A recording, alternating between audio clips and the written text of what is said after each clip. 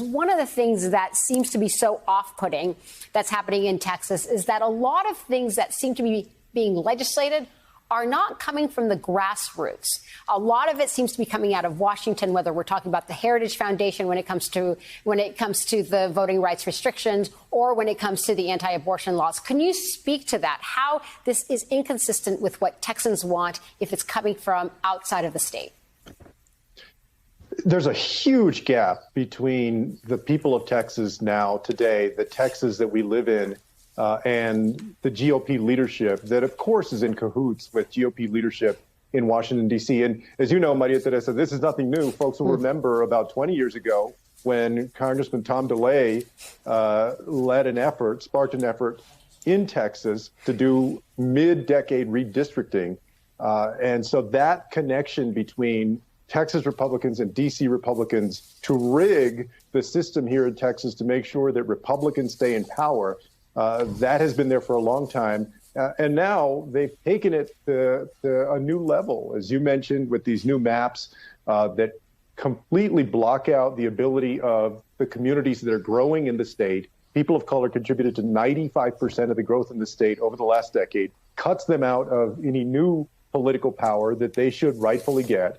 The voter suppression legislation that they passed, any number of other measures that they've put in place just to try and squeeze out as many more years as they can in power, because they recognize that what happened in Arizona, what happened in Georgia, will happen here in Texas. Well, and let's underscore, it is shocking that even though the Texas population that grew, 95% of them were people of color, and they don't want to recognize that type of control and that kind of power. Brian, what do you say to that? Because I think that is what's most shocking, is that after the Supreme Court gutted the Voting Rights Act, and I'm asking you because you do so much work on the Supreme Court, after they gutted this map right now would not have passed mustard prior to that. What do you say to this?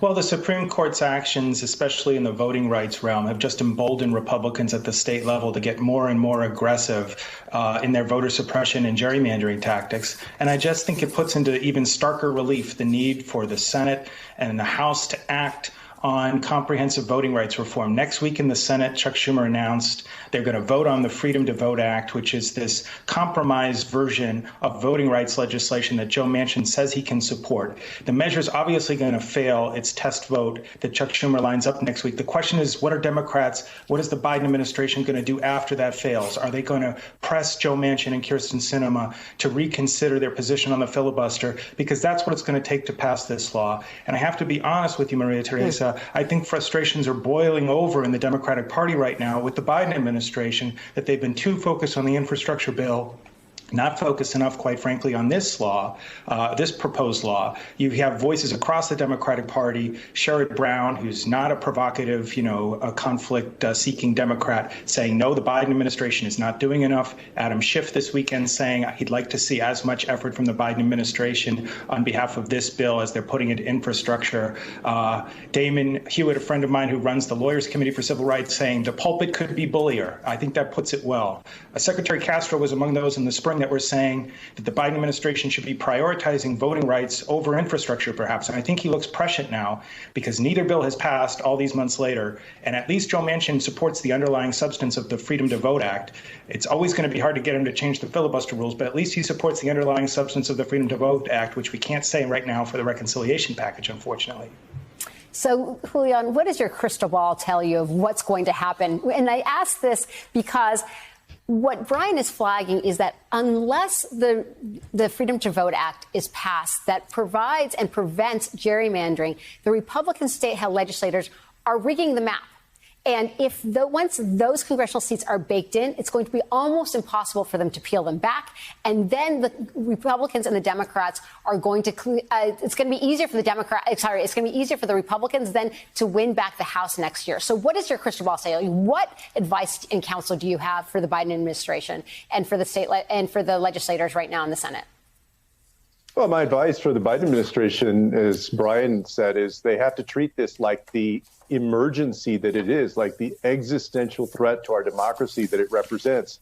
A couple months back, there was a report that said for the infrastructure package that the administration had 300 separate meetings with folks on the Hill.